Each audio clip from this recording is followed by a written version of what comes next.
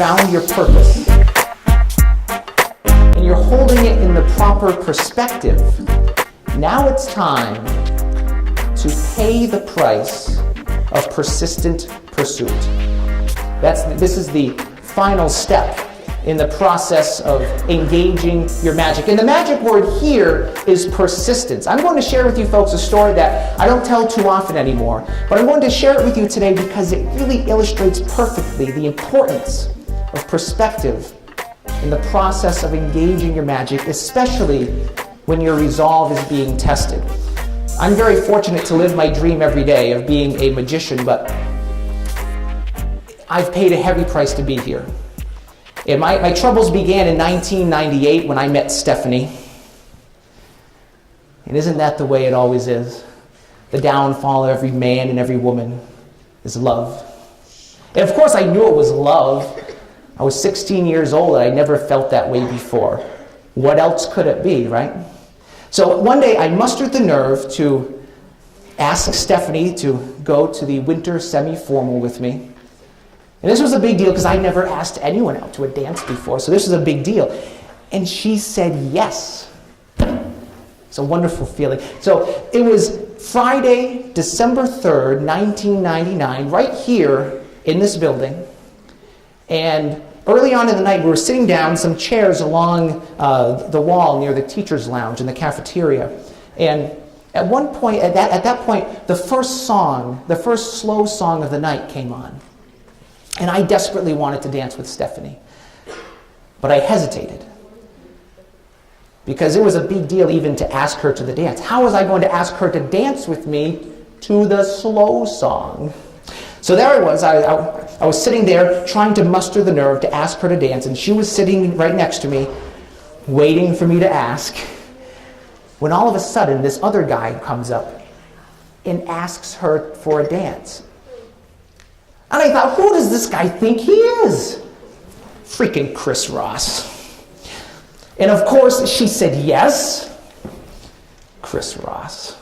So there I was, just sitting down, watching everyone else dancing, enjoying themselves. And then when the song was over, Stephanie came up to me, and I'll always remember what she said. She said, Jonas, if you want to dance with me, all you have to do is ask. Oh, it was maybe a week or so later, I finally got the nerve to tell Stephanie exactly how I felt about her. And I asked her if she felt the same way. And you know what she said to me? She said, Jonas, we're just friends.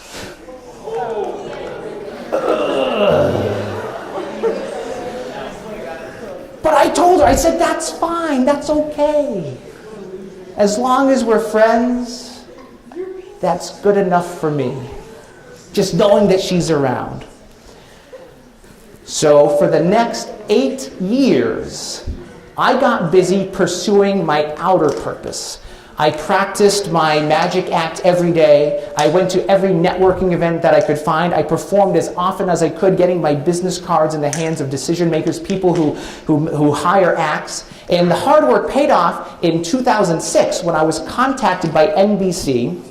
And the producers were looking for variety acts to perform on the first season of their new show, America's Got Talent.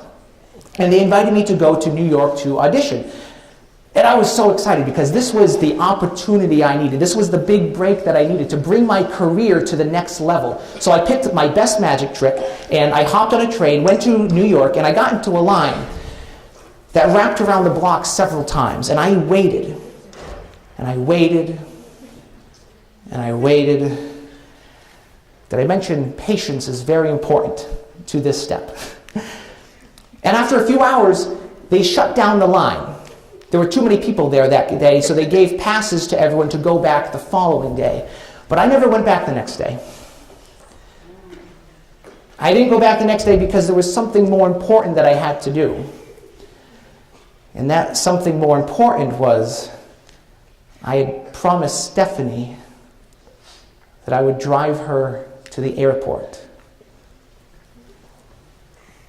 After 8 years, I was, of course, still crazy about her. And Now of course I didn't tell Stephanie that I was missing the most important opportunity to drive her.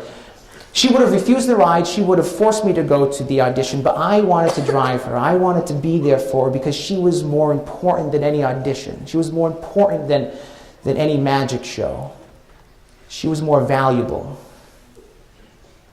And I'm so glad that I put my values in order, because the following summer, it was the summer of 2007, Stephanie came to me and she said that she was in love with me too.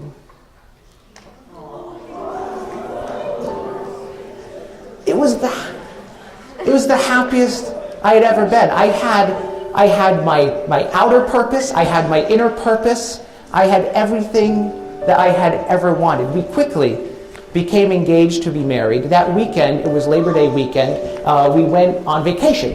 And she had never been on go-karts. 26 years old, and she had never been on go-karts. I took her on the go-karts. She had never been to the drive-in movie, so I took her to the drive-in. It was a weekend of firsts. We watched fireworks over Lake Winnipesaukee. We laughed and we smiled and we danced. Oh my goodness, we danced every chance we could. And then just 2 days after we got back from the most amazing weekend of our lives, in her sleep, she quietly passed away.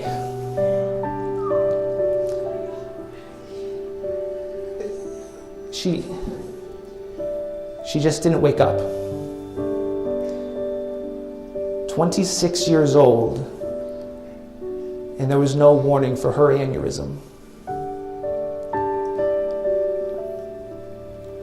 I thought I was going to die of a broken heart. And when I didn't die, I was so angry that I turned to alcohol to do it for me. I woke up one day, it was about 2 years later, and I was still half drunk from the night before. And I found on my desk a perfectly typed suicide note. And I had no memory of writing it. And I thought that if I could do something like that and not even know it, what else? I didn't want to live the life that I was living anymore. But I also knew that I couldn't go back to being the person I once was.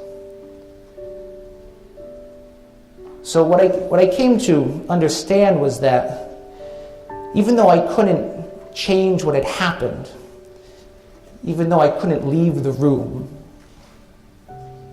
what I could change was my perspective. I could change how I was responding. And most of all, that I had to persist. I was still alive, and even though I couldn't see what it was, I knew that I still had a purpose. So I had to keep on living to grow to become more than I ever dreamed I could be. And I realized that I had a choice. And you have that same choice. The person you were yesterday doesn't have to be the person you are today. The person you are today doesn't have to be the person you are tomorrow. Especially if you're playing a game of musical electric chairs. You have the choice to live in the past, to live with the present, or to live for the future. Now, I suggest that it's okay to remember the past, and it's certainly okay to dream of the future.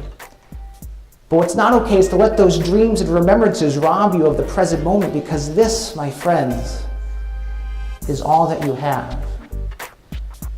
So don't waste your time. Boldly step forward and engage your magic. And along the way, don't fall into the trap of wondering what other people are going to think of you.